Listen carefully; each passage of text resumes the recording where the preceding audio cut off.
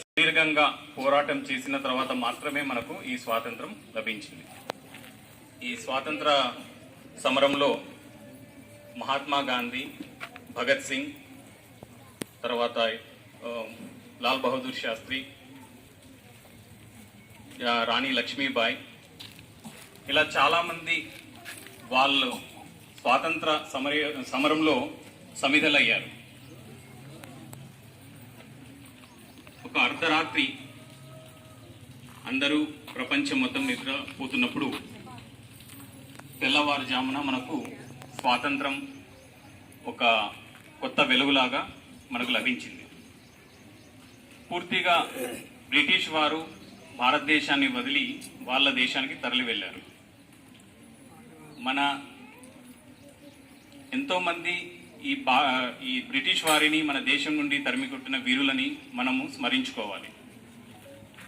అలాగే మన స్వేచ్ఛ మరియు స్వాతంత్రం కోసం పోరాడిన స్వాతంత్ర సమరయోధులను మనము స్మరించుకోవాలి. మనమందరము బాధ్యత గల పౌరులుగా ఎదగాలి. అలాగే మంచి విద్యార్థులు మంచి పేరు తెచ్చుకోవాలి అని కోరుకుంటున్నాను. మీ అందరికీ మరొకసారి 78వ స్వాతంత్ర దినోత్సవ శుభాకాంక్షలు. జై హింద్.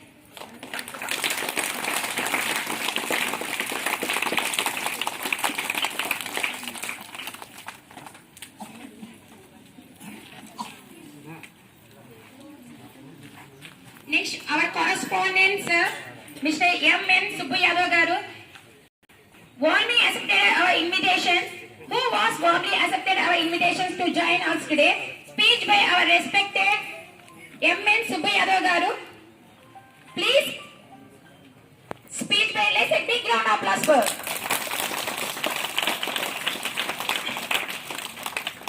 ముందుగా ఇక్కడికి వచ్చేసిన మన గెస్టుగా సారు ఆయన వాల్యుబుల్ సమయం, యాక్చువల్గా ఆగస్టు 15th అంటే చాలా బిజీగా ఉంటాడు సారు. ఇక్కడెక్కడో మంచి ఆర్టీఓ సార్ గారంటే ఇక్కడికి పిలవడానికి కారణం కూడా సార్ హానెస్ట్ డ్యూటీని చూసి నేను పిలిచినాను సార్, మీ హానెస్ట్ని చూసి. అందుకు మీకు ఇక్కడికి వచ్చినందుకు కూడా నాకు సంతోషం. ముందుగా సార్ గారికి ఈ 78వ సంవత్సర శుభాకాంక్షలు తెలియజేస్తున్నాను. తర్వాత ఇక్కడ ఉన్న టీచర్స్కు, ఇక్కడికి వచ్చిన పేరెంట్స్కు, మన విద్యార్థులకు అందరికీ 78వ సంవత్సర శుభాకాంక్షలు. మనము ఈరోజు జెండా పండుగ చేసుకుంటున్నాం. జెండా పండుగ చేసుకోవడానికి కారణం కూడా మన పెద్దలు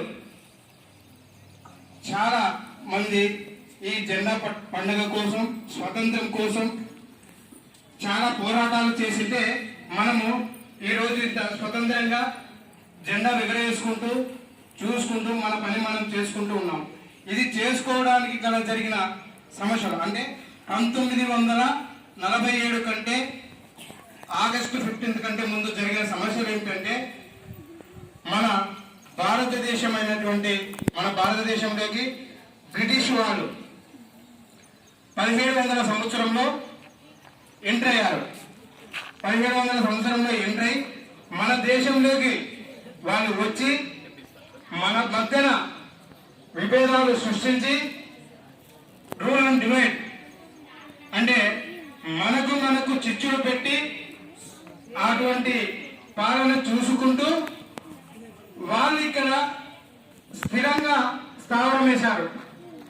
ఆ స్థిరంగా స్థావరం వేయడానికి కారణం వాళ్ళు మన భారతదేశంలో అప్పుడున్న మంచి వాగ వల్ల, అంటే మన దేశంలోకి వలసగా వచ్చి వాళ్ళు ఏదో బ్రతకడానికి వచ్చినారులే, మనతో పాటు ఒక ముద్ద వాళ్ళు తిని మనలాగుంటారులే అనే ఆలోచనతో ఉన్న మన వాళ్ళు ఆ ఆలోచనను, ఆ మంచితనాన్ని వాళ్ళు చాతగానితనంగా చూసి అప్పట్లోన మనకే చిచ్చులు పెట్టి వాళ్ళు మనం పాలించడానికి ఒక దోహదం వేసుకున్నారు. అంటే మన భారతదేశంలోకి వాళ్ళు ఎంటర్ అయ్యి మంచితనాన్ని చూసి రూల్ అండ్ డివైడ్ చిచ్చులు పెట్టి అప్పుడున్న వాణిజ్య పరిసర అప్పటికి మనకు కూడా ఆహార పంటలు దండిగా వస్తున్నాయి. కానీ ఈ ఆహార పంటలు రావడం వల్ల వాళ్ళు దీని వల్ల బాగా బతుకుతున్నారని ఆలోచన చేసి వాణిజ్య పంటల వైపు మళ్లించి మనల్ని వాళ్ళు పరిపాలించుకోవడానికి మన ఆర్థికంగా దెబ్బతీయడానికి చేసిన బ్రిటిష్ వాళ్ళు మనల్ని ఆర్థికంగా వాణిజ్య పంటల కల్లా మళ్లించి ఆ మల్లడం వైపు ఈ ఆహారం పంటల నుంచి మనం అతి తక్కువగా ఉండి దాని నుంచి